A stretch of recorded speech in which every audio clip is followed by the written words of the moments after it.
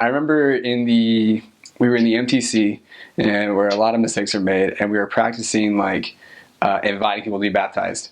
And so our teacher was being the investigator. We had Eller who's been volunteering. He was sitting up there, and he's going through the deal. It's going really well. He's explaining baptism. We're like, man, it's gonna be awesome. And the other looks at the teacher and goes, "Adot v'deshish," and we're like, that doesn't sound right. It doesn't sound like anything we learned. And the teacher started laughing, and we're like, what is he saying? And then the teacher's like, sorry, say it again. So he's like, okay, adot v'deshish, and we're like, what is he saying? Like, that's not right. And then the teacher starts laughing. He's like, I gotta stop.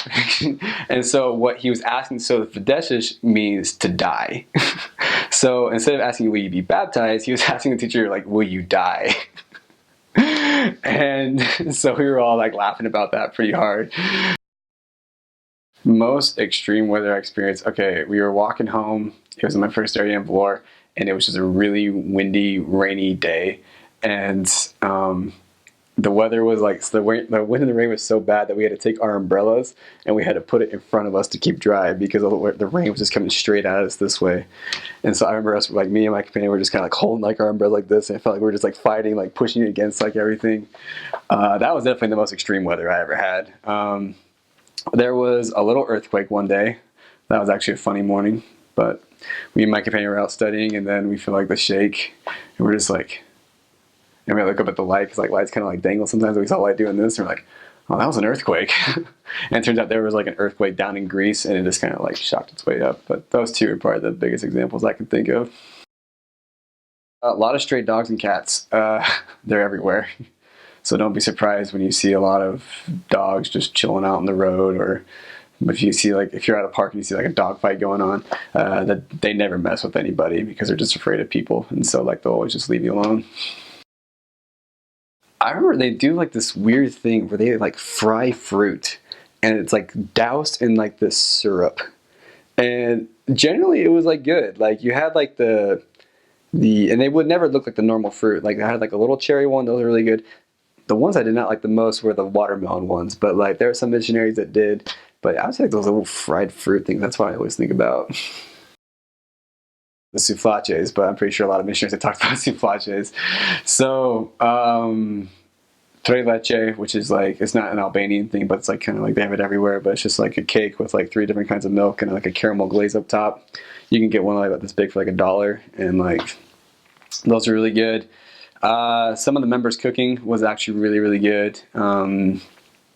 There's a member down here, and she makes this awesome chili. It's kind of like an American missionary taught her, but she kind of like puts some Albanian influence in it, and it's really, really good. I think that's one of the things I probably miss most was that chili. In short form, relying on Heavenly Father. Um, just to explain that really quickly, I was in an area whitewashing, meaning that we just got thrown in there. Like they took out all the missionaries. I was training. I was 6 months in the field, district leader, and it felt like I had like all this stuff on my shoulders and everything. And I just remember having to pray to Heavenly Father, I need help for it. And I remember Him just helping me through that time, and that's probably one of the biggest life lessons I learned. I remember one time there was like this little, so like little boys, you call them tunes. And so this little tune, we're out in the, like we're walking back from the lesson. It was in the middle of the day, and it was it was like little kids, like little boys, just kind of messing around. And he pulled out a knife, and like it doesn't really happen that much, but he pulled out a knife, and he was just kind of like, "Hey, Americans, like give me some money." And I was like. And we're like, no, get out of here. Like, what are you doing? And so we're like walking, the kids following us. I remember like, we got into like one of the main streets, and like a bunch of like locals like saw this little kid with a knife, and they started like freaking out at him. They're like, you can't do that to these Americans. Like, these are people of God. Like, what are you doing? Like, you gotta have some more respect for this. And they went up. I remember like one lady, they was like culture. She went and smacked him in the back of the head. And I was like, oh dang, this just got real. But, that was probably one of the funnier experiences I had, just like to see how the Albanian people actually do care for you, that they realize who you are in a lot of ways. In a lot of ways, they might not listen to what you have to say, but they do respect that you are a missionary and that you are a foreigner. So like, follow the guide that they give you. That's pretty straightforward, pretty easy to do. If you're worried about stuff, just remember you can buy stuff in Albania. This is not like you're going off to a random like village in the middle of a forest. You're never going to find clothes again. You can buy stuff over there. So like, if you're really worried, don't worry. They have stuff over there. Okay.